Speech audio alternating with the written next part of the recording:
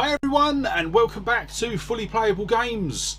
So in today's video we are going to be doing something very different from me, and I'm going to be going through some games that I've picked up in a trade. So this is the first trade that I've ever done since starting the channel. Yeah, obviously I've done swaps when I was younger for sort of individual games, but this is the first sort of large scale trade that I've done, and yeah, it is absolutely brilliant.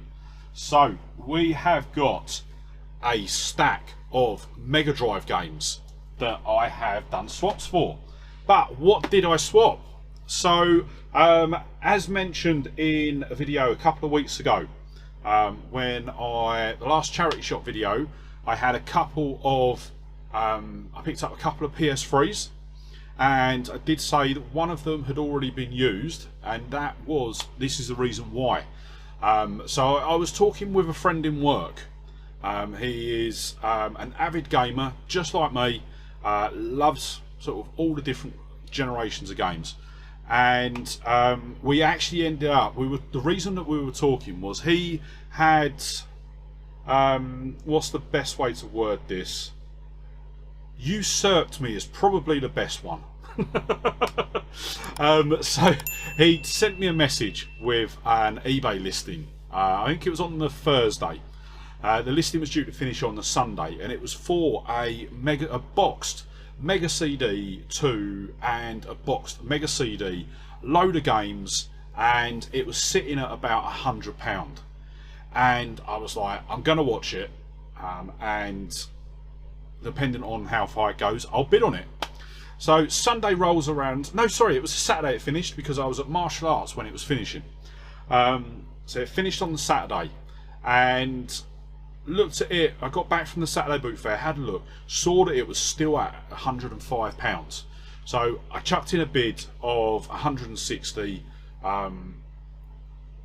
Was winning bid at that time.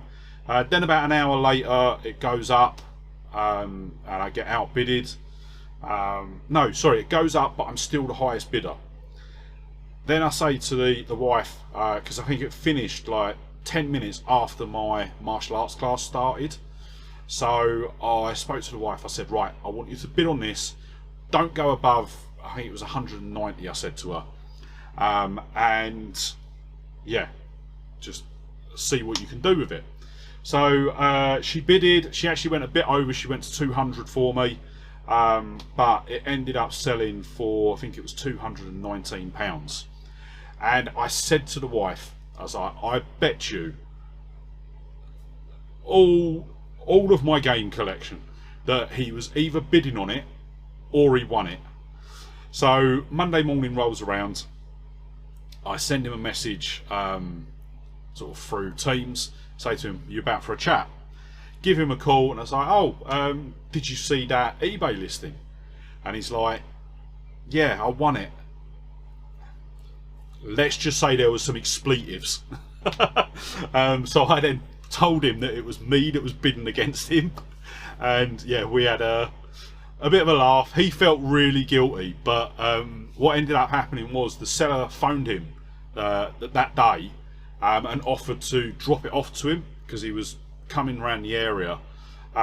So he phoned him, he dropped it off, and he literally could not believe it. The consoles, the boxes, they were all immaculate, like literally like new. These consoles had probably been played with once. So yeah, we had a bit of a laugh and a joke about it. We were talking about games for so long on that morning. But he mentioned that the next thing on his list was a PS3, and it was also keeping his eye out for a PS2. He's asked me previously to keep an eye out for an N64 while I'm at the boot fairs for him, which I have been, but none have come up since. But I said to him, do you know what? I've got a spare PS2 and a spare PS3 that you're more than welcome to if you want them. And he's like, well, yeah, if you're up for it, but what do you want in return? And I'm like, no, just take them. They're just kicking around the house at the moment. You might as well have them. Obviously, where I picked up 2 PS3s that day as well, I've still got one more spare, which I have got plans for. But so we ended up. I brought him into work a couple of times. He was working from home, but in the end we both ended up in the office at the same time. Gave him the consoles, and he then pulls out a bag from his car. I'm like, what's that? He's like, oh, this is just a load of doubles that I had that you're more than welcome to. And it was literally a bag full of these Mega Drive games. And to say that I was over the moon is an understatement. There are 1, 2, 3, 4, 5, 6, 7, 8 games. 2 of them are doubles, which is fine. But yeah, we've got 6 there. One of them, the last game that we go through today, was actually a major wish list title. It's probably number 2 on my wish list for the Mega Drive. Number 1 being Outrun, which I am hoping to get a copy of in the next few weeks. But let's dive into it and we'll have a look at what we've managed to pick up, or what we've managed to trade for, sorry. So the first one was Mighty Morphin Power Rangers. This is a one-on-one fighting game. It is car only, but I'm not too worried because I have got an original copy. That was my copy from back in the day, and it is box complete. That sells for £15 at CEX, £18 on eBay. And what I was absolutely gobsmacked at is all of the games in this swap. I actually found prices for on CEX. I struggle so much to find PS1 games on CEX, but yet I can find every single every single Mega Drive game at CEX. But then the next title was 𝙬𝙬𝙖𝙯 on the Mega Drive. This one is box complete. So I'm going to have a look. I'm going to compare it to the one that I've got. This was probably, I think it was either the first or second Mega Drive game that I bought after starting the channel. It was a game that I played when I was younger, absolutely loved it. And yeah, so I've now got 2 copies. I have got 𝙬𝙬𝙖𝙯 and I've got 𝙬𝙬𝙖 2 as well up there. One of the games I am trying to track down is 𝙬𝙬𝙖 3D on the PS1. I know it is an absolutely atrocious game, but I would just like to get the set. So yeah, 𝙬𝙬𝙖 goes for £10 on CEX, £12 on eBay. Now we get into the games that are going to be new for the collection. And the first one is Disney's The Jungle Book. So it is box complete, which is really good. That goes for £15 at CEX, £12 on eBay. So yeah, a nice one to add to the collection. Yeah, I will do this one next. This is the absolute banger out of this set. So it is Bugs Bunny in Double Trouble.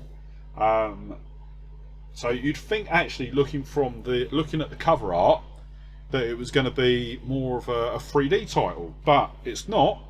It is a 2D platformer when you look at the back. It is box complete, which for this game is massively important, because CEX is selling this for £30, and on eBay it would cost you £40 to pick this up. And yeah, the case itself is in really good condition. There's a small little nick at the bottom of the spine, but that's fine. But equally, it does have its tag as well, which is really, really good. Then next up, we've got the Lion King. It is just a cart, no manual, but yeah, even still, nice game to pick up. It's one that I see quite often, actually. I've seen it quite a bit at the boot fairs. This one goes for £8 at CEX and £8 on eBay. So if I did want to pick up another copy with the manual, it wouldn't cost me too much. Then we've got Toy Story, which is box complete, which is good. Once again, another sort of 2D platformer based on scenes from the Toy Story film. This one goes for £12 CEX, £14 on eBay. And we've got 2 more. Second to last one is Lotus 2. This is the sequel to Lotus Turbo Challenge. which I do have. I picked that up from the boot fair last year. Once again, it is box complete, and then has the amazing EA cart. I think one of the things, the reason why he was sort of he managed to pick up all these for me was we were talking, and I was saying that one of the things that I'm trying to track down is the cover art and an EA box for where is it? I think it's up here. Yeah, this one. So last year when we picked up the Mega Drive 2 from the boot fair, it come with a couple of games, and one that it come with was Urban Strike. Now, I don't know if you can see it, but I've got Desert Strike and Jungle Strike up there on the shelf, and I really wanted Urban Strike to finish off the set.